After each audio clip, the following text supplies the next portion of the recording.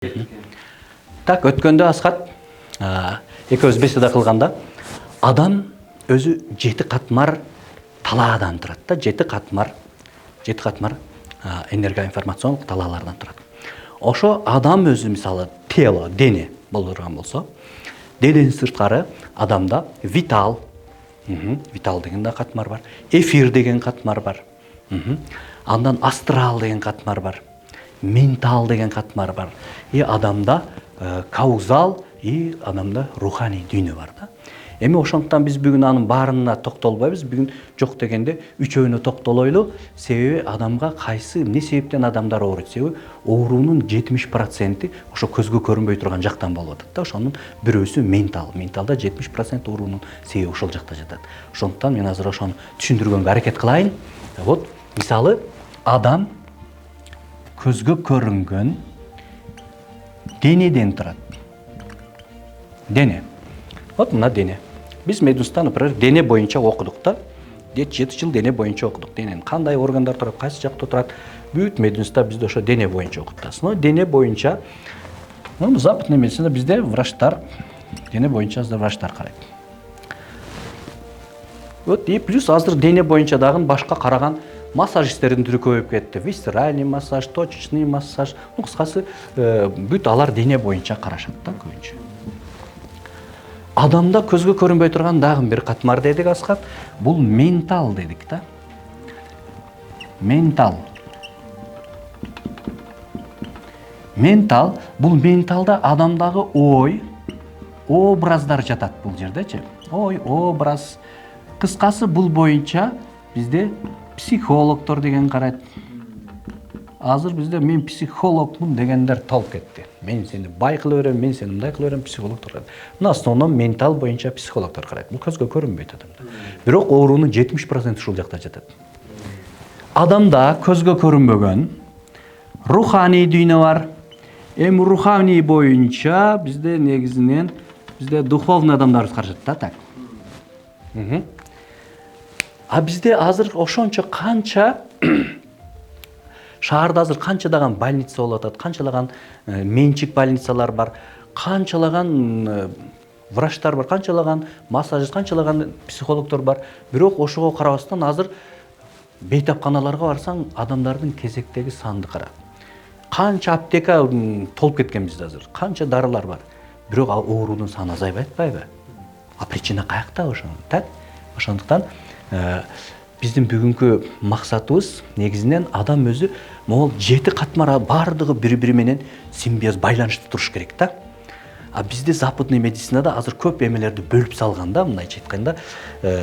Не себептен бизде оору көбөйүп кетти? Себеби могул жактагы дене боюнча карагандар, мисалы, булар, мисалы, дене боюнча адамдар карагандар, булар могул руханий жак боюнча дарылагандарды тоо түшпөйт да, мындайча айтканда. Алардын не кылат эле, алардын көзгө көрүнбөй турган кантип эме кылат эле. Себеби бизде көпчүлүгү булардын китебин окубайт. Да. А духовный адамдарыбыз көпчүлүгү бизде кээде могу эмелерди тоотпойт да. Психология боюнча тоотпойт. Алар акылга салат, бүт акылга таянат. Акыл чектелүү, бирок акылды дагы Кудай Таалам бизге берип атпайбы? Акыл деген биздин рухтун инструменти да, биз кандай пайдаланабыз? Аны жакшы жакка пайдалансаң ал жыргалыңа шерик, жаман жакка пайдалансаң ал зыяның азабыңа шерик дейт. Ошондуктан себеби бизде духовный жакта жүргөн адамдарыбыз көбү мыналардын китебин окубашат, окубайт. А биздеги могул руханий жакта эме духовный жактагы эмелерди, эме дене боюнча караган врачтарды, духовный жактагыларды кээде могу биздин психологдорубуз тоотпойт да. Акыл бардыгын чечет депчи. Себеби булар могулардын китебин окубайт. Биздин максат могул жактагы.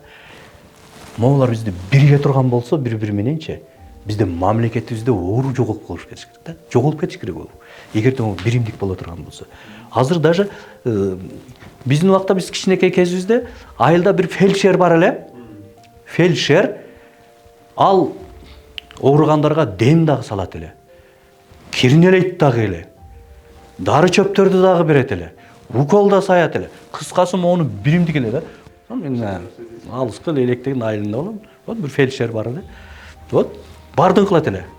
Акбар доктор деп коет эле, баардыгын жасайт эле да. Баардыгын доктор да кылат эле, дем да салат, бүт баарын кыла берет эле ошончу. Вот азыр бизде баардыгын бөлүп салганда, врачтарды түргө бөлүп салган, майдалап бөлүп салган баардыгын. Лор, окулист, отдельно баардыгын. Вот. Ошондуктан биздин максатыбыз эгер могу үчөө бирге турган болсо, бири-бирин менен анда ооруну жое беребиз да. Мен ишенем, Кудай буйрса, баардыгы ушуга келет акырынча. Ошондо бизде оору жоголот. Адам түшүнөт да, ар бири өзүнчө осознавать этет да, где причина, каякта болуп атат. Так? Эми кантип бириктирсе болот? Акырын ошентип биз жанагы биринчи лекцияда айтпадык беле, ниетти оңдош керек биринчи. Жакшы ниет кыла бериш керек. Адамдардын баардыгын чогуу образ кылып, ниет кылып койгондагы бул энергия да, энергия кетти. Энергия кетти. Жетет. Ошондуктан баягы куудулдар айткандай, алар деле тамаша чындыкка жараша айтат да. Мурда дейт, бир куудулубуз айтып атат да, мурда дейт, бирөө атты дейт, каттуу чаап өтүп кетсе дейт, үйдөн чыккандар, үйүн аман эсен жетсе экен деп айтат эле дейт да. Азыр бирөө машинаны дейт, өтүп кетсе дейт, өлдү дейт. Авария болот дейт. Энергетика кетти да. Ошондуктан бизде деле кээ бир чоңдорубуз деле бир бийликке келет. Ушул мына элге иштейин, элге жакшы иштеп берейин деп келет дейт. Анан барып жумушка бийликке келгенден кийин эле бул жактагы элдер эмне дейт?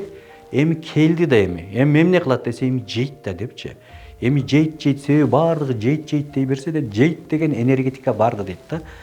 Тиги дагы дейт, элдерден сурайт дейт, эл бизди эмне деп атат десе, эл бизди жейт деп атат десе, анда калк айтса калп айтпайт деп туруп анан жей баштайт депчи.